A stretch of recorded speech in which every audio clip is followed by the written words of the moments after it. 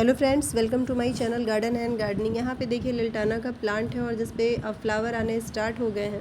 सर्दियों में इनकी हालत ख़राब हो गई थी, लेकिन जैसे ही सर्दी ख़त्म हुई एक बार इनको कंपोस्ट दिया गया है और फिर से ये देखिए फ्लावरिंग पे आ गए हैं। नए नए ग्रोथ के साथ फ्लावर इसमें आ रहे हैं।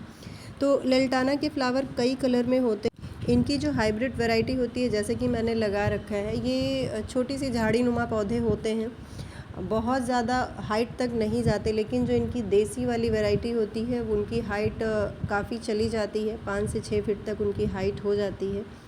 और कटिंग प्रूनिंग ना करें तो वो बढ़ती रहती है। ज़्यादातर उसका यूज़ बाउंड्री वॉल वगैरह बनाने में किया जाता है।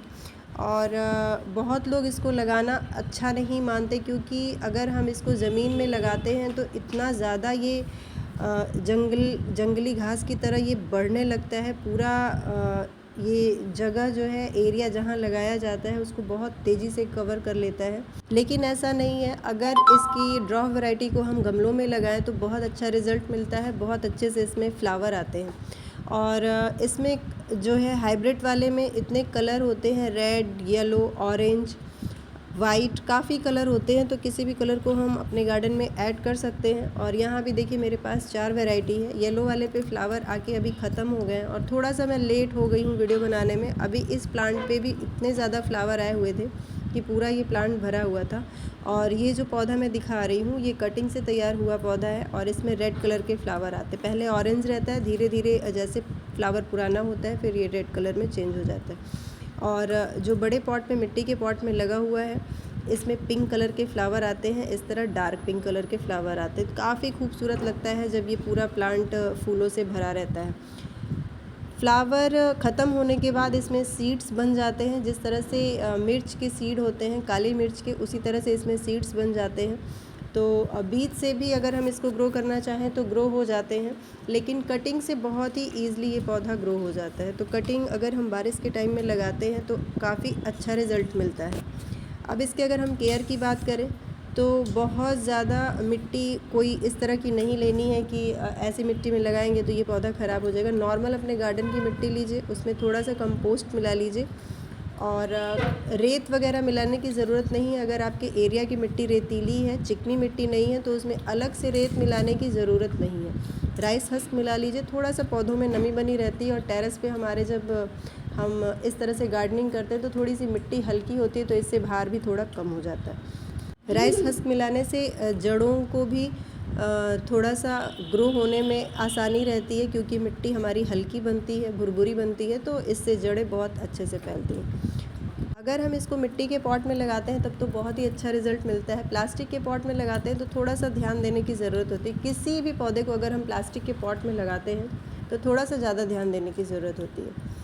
और अगर इसको हम टाइम से कटिंग प्रूनिंग ना करें तो ये इसी तरह से बढ़ता रहता है। तो अगर हम इसको पॉट में लगाए हैं तो बहुत ज़्यादा ज़रूरी होता है इसको कटिंग प्रूनिंग करके शेप में लाना। जितना ज़्यादा हम इसको कट करते हैं, प्रून करते हैं, उतनी ज़्यादा इसमें नई नई ब्रांचेज आती हैं, पौधा हमारा घना होता है और शेप में रहता है। इस पौधे को धूप बहुत ज़्यादा पसंद है। ऐसी जगह पे रखिए जहाँ पे इसे 5 से 6 घंटे की धूप मिले। जितना ज़्यादा धूप मिलेगा उतना ही ज़्यादा इसमें फ्लावर आएंगे, उतना ही ज़्यादा इसमें कलियाँ बनेंगी।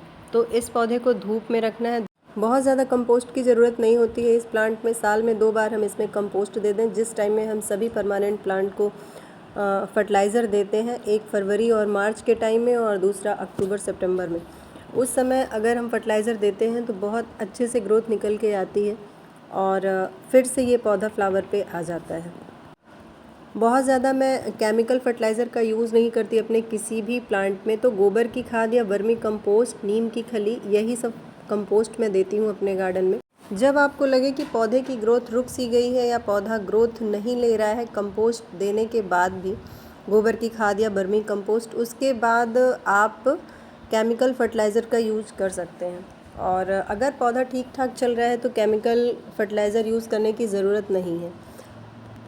पानी का खास ख्याल रखना होता है इस प्लांट में। जब भी हम पानी दें, बहुत ज़्यादा मिट्टी ड्राई ना होने दें। पॉट में नमी बनी रहनी चाहिए। अगर मिट्टी हमारी सूख जाती है तो पौधे बहुत ही जल्दी से अपनी पत्तियां झुका लेते हैं। तो इस वजह से पानी इसमें रेगुलर दीजिए आप। इसको नमी पसंद है, बस पानी ठहरे ना गमले में। वो तो जब हम अच्छी मिट्टी बनाते हैं तो पानी हमारा पॉट में रुकता नहीं है। लेकिन मिट्टी में नमी बना के रखिए, इस पौधे को नमी काफ़ी पसंद है। ये पौधा ऐसा पौधा है जो पूरे साल रुक रुक के इसमें फ्लावर आते रहते हैं। सिर्फ सर्दियों के टाइम में इसमें फ्लावर नहीं आपको देखने को मिलेंगे। एक बार पूरे प्लांट फूलों से भर जाता है, फिर 1 मंथ के लिए लगभग रेस्ट पे चला जाता है कटिंग प्रूनिंग करने के बाद, और उसके बाद फिर से नई नई कलियाँ इसमें बनने लगती हैं और फिर से नए फ्लावर आने लगते हैं। तो इस तरह से ये फ्लावर पूरे साल फूल देता है और सर्दियों में सिर्फ इसमें फ्लावर नहीं आते हैं। तो इस पौधे को हम अपने गार्डन में लगा सकते हैं। इस प्लांट में जो येलो वाली वैरायटी जिस पे येलो कलर के फ्लावर आते हैं, मुझे लगता है उसमें ज़्यादा फ्लावरिंग आती है। और इनमें भी फ्लावर आते हैं, काफ़ी फ्लावर आते हैं, लेकिन जो येलो कलर के फ्लावर होते हैं वो पूरा ही प्लांट फूलों से भर जाता है और लगातार फ्लावर वो करता रहता है। तो अगर आपको कम देखभाल में कोई पौधा लगाना है और ज़्यादा फ्लावर चाहिए तो लल्टाना का येलो कलर लगाइए और वो आपके गार्डन में हमेशा फ्लावर देता रहेगा। यहाँ पे देखिए, ये जो पौधा है ये येलो कलर के फ्लावर आते हैं इस पर, और एक में रेड कलर के फ्लावर आते हैं। अभी इस समय फ्लावर इसमें ख़त्म हो चुके हैं। और ये देखिए एक और वैरायटी है मेरे पास, इसकी पत्तियाँ वेरीगेटेड हैं। और इसमें देखिए एक प्लांट ये लगा हुआ है, अब मुझे याद नहीं आ रहा ये मैंने कटिंग लगाई थी या ये सीड से ग्रो हुआ है, लेकिन इसकी पत्तियों में कोई वेरीगेशन नहीं है। तो अब इसमें फ्लावर आने के बाद ही पता चलेगा कि किस कलर के इसमें फ्लावर आते हैं। कटिंग से ये पौधा बहुत ही ईजी तरीके से तैयार हो जाता है। और देखिए अभी कटिंग मैंने लगाई है और कितने अच्छे से इसकी कटिंग लग चुकी है। करीबन फरवरी में मैंने कटिंग लगाई थी और अब इसको रिपोर्ट भी करना है मुझे। रिपोर्ट अभी कर नहीं पा रही हूँ मैं। सिर्फ कटिंग लगाते समय इस बात का ध्यान देना होता है कि बहुत ज़्यादा सॉफ्ट ब्रांच नहीं लेनी होती है।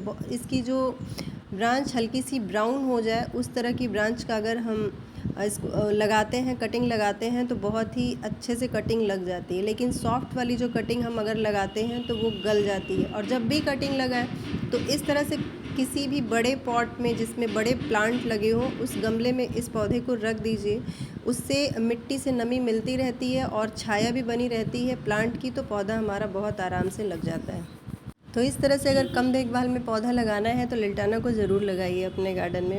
तो ये थी लल्टाना प्लांट की छोटी सी जानकारी। और जानकारी अगर अच्छी लगी हो तो वीडियो को लाइक करिए, शेयर करिए। चैनल पर नए हैं तो चैनल को सब्सक्राइब भी कर लीजिए। आज की वीडियो में बस इतना ही। फिर मिलती हूँ आपसे अपनी अगली वीडियो में ऐसे ही किसी नए टॉपिक के साथ।